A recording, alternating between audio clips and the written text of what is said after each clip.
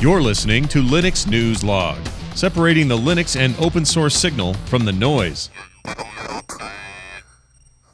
Hey everybody, how's it going? I am your host Adrian, coming to you almost live from lovely Petaluma, California, here in Studio MC2 at QuickSurf Internet Studios. Linux News Log is a proud member of the Tech Podcast Network. If it's tech, it's here. Do feel free to head on over to techpodcast.com and check out all the other technology-related shows over there as well. I'd like to encourage everybody to visit us online over at quicksurf.com. Everything we've talked about is linked up in the show notes, and so feel free to peruse those. Also, if you have not already done so, if you're watching the video on YouTube, please do subscribe to the show. The link to do so is above me. And if you want to listen or watch the show using your podcatcher of choice, you can find the links to subscribe to the show in the show notes over at quicksurf.com. Without further ado, let's go ahead and get into the news for this episode. From Network World, the Linux Foundation is welcoming new members as existing heavyweights up their commitments. They've had a pretty busy weekend, and it's kind of nice to see the new members come into the Linux Foundation. So they've made several announcements over the weekend. CloudSoft, Cloud Scaling, Cloud Sigma, and DreamHost are joining the Linux Foundation. This is at the LinuxCon over in Europe. It's being held in Barcelona.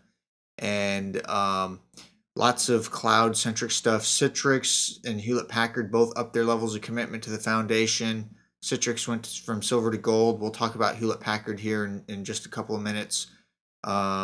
So pretty interesting stuff. Lots of good things to look forward to, so check it out.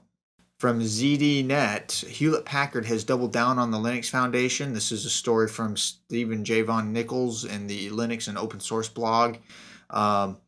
He's got a nice little write-up. Basically, Hewlett Packard went from gold to a platinum level member, which requires about a $500,000 investment here in US dollars. So pretty interesting. It gives them a little more say in what goes on behind the scenes and, what the Linux Foundation is doing. So, pretty nice. I'm glad to see, a large computer manufacturer like Hewlett Packard do something like that. It's all too often you see software companies do it, but it's really getting the cooperation from the software companies and somebody who actually sells hardware to move stuff forward and make things, work seamlessly together. So great job. Looking forward to lots of stuff from Hewlett Packard Linux-wise in the future. Guess what?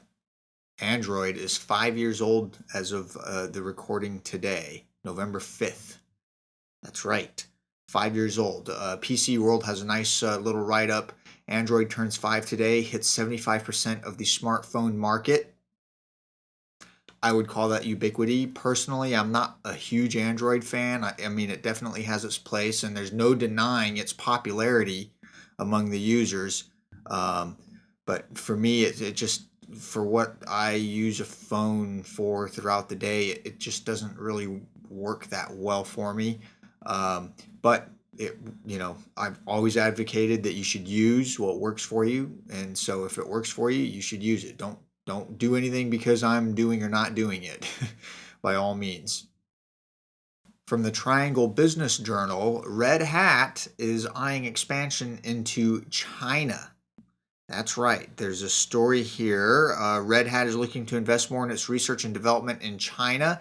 It's the #1 Linux developer here in the U.S., and they're planning to expand by 100 new employees by the end of the year and could open more offices in China. So pretty interesting. We'll be keeping an eye on this just to see what comes of it, what they're planning to do, that sort of thing, what actually happens. Should be interesting to watch. From the H Online, Ubuntu Tweaks update adds 12.10 Quantal Quetzal support.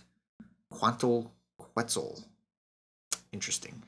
After almost deciding to end all development on the project last month, Ubuntu Tweak founder and lead developer Talantrix Chow released a new version of his open source application for customizing the Ubuntu Linux distribution. The most notable change In version 0.8.2 of the tool is the addition of official support for Ubuntu 12.10, the latest stable release of the operating system. So pretty cool. If you are a user of Ubuntu Tweak, by all means, check it out. If you have not already updated, do so.